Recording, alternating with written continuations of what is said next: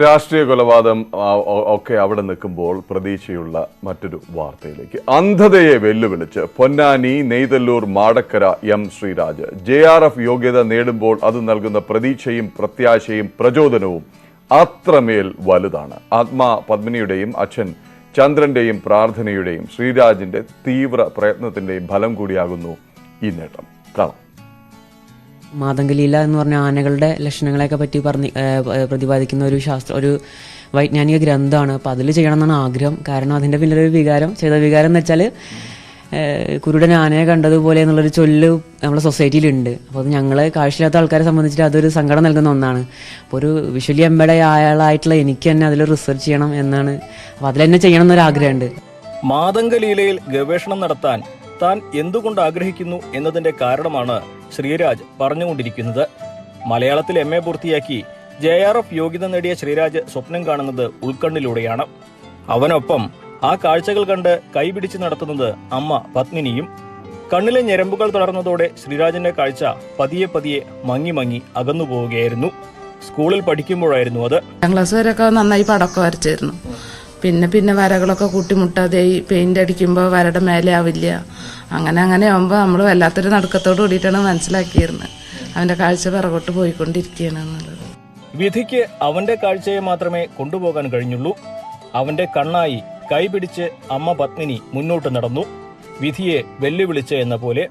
സ്കൂളിലും കോളേജിലുമൊക്കെ അമ്മ തന്നെയായിരുന്നു ശ്രീരാജിന്റെ വഴികാട്ടി. അതെ, ആ അമ്മ കൊണ്ട വെയിലാണ് ശ്രീരാജിന്റെ വഴിയിൽ തണലും വെളിച്ചവുമായത്. പ്രധാന വ്യക്തികളിൽ ഒരാളായിരുന്നു അദ്ദേഹം. ഇങ്ങനത്തെ ആൾക്കാർ മിക്കവാറും ലോട്ടറി ടിക്കറ്റ് വിൽക്കുക എന്നുള്ള ആ ഒരു ഇതിലേക്കാണ് പോവുക. പക്ഷെ ഞാൻ ഇവരങ്ങനെ സങ്കല്പിച്ച് നോക്കും. പക്ഷെ എനിക്ക് മനസ്സിങ്ങനെ പൊടിഞ്ഞു പോകും, മോനെ അങ്ങനത്തെ ഒരു അവസ്ഥയിൽ എത്തിക്കും. അങ്ങനെ സങ്കല്പിച്ച് നോക്കുമ്പോൾ തന്നെ അപ്പോൾ ഞാൻ എങ്ങനെയായാലും കഷ്ടപ്പെട്ടിട്ടായാലും ഞാൻ എൻ്റെ മോനെ പ്രാപ്തനാക്കും. അവനൊരു കാലിൽ നിൽക്കാനുള്ള ഒരാളെ ആശ്രയിക്കാത്ത രീതിയിൽ ഞാനില്ലാത്തൊരു സമയത്ത് അവ ഒരിക്കലും ബുദ്ധിമുട്ടരുത്, ഒരാളുടെ മുന്നിലും കൈ നീട്ടാൻ പോകരുത്.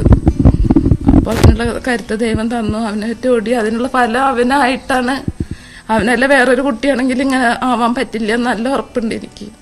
എൻ്റെ കഷ്ടപ്പാട് മനസ്സിലാക്കിയിട്ടവൻ.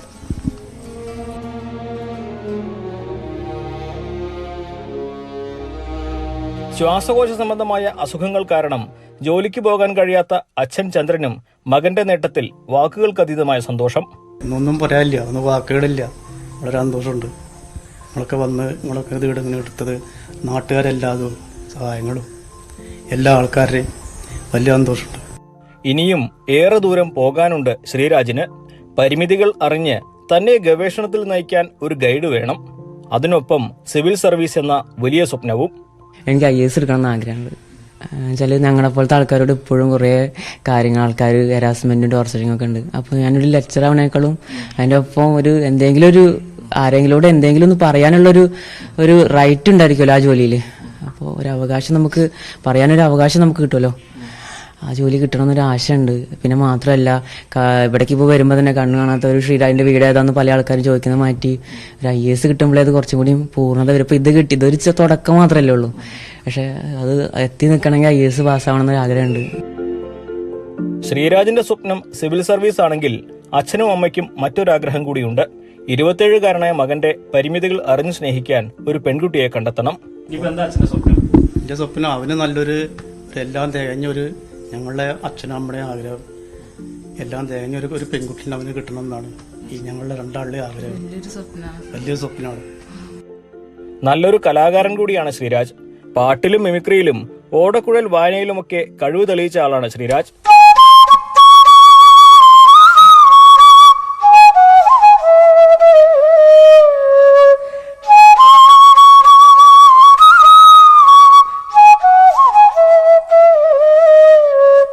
ചെറിയ പ്രതിസന്ധികളിൽ മനസ്സ് തളർന്ന് വിധിയെ പഴിക്കുന്നവർക്ക് ഒരു പാഠപുസ്തകമാണ് ശ്രീരാജിന്റെ ജീവിതം.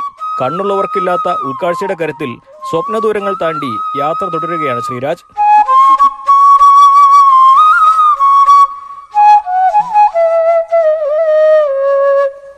അഖിലോട്ടുകാർക്കൊപ്പം CV അനുമോദ്, News 18.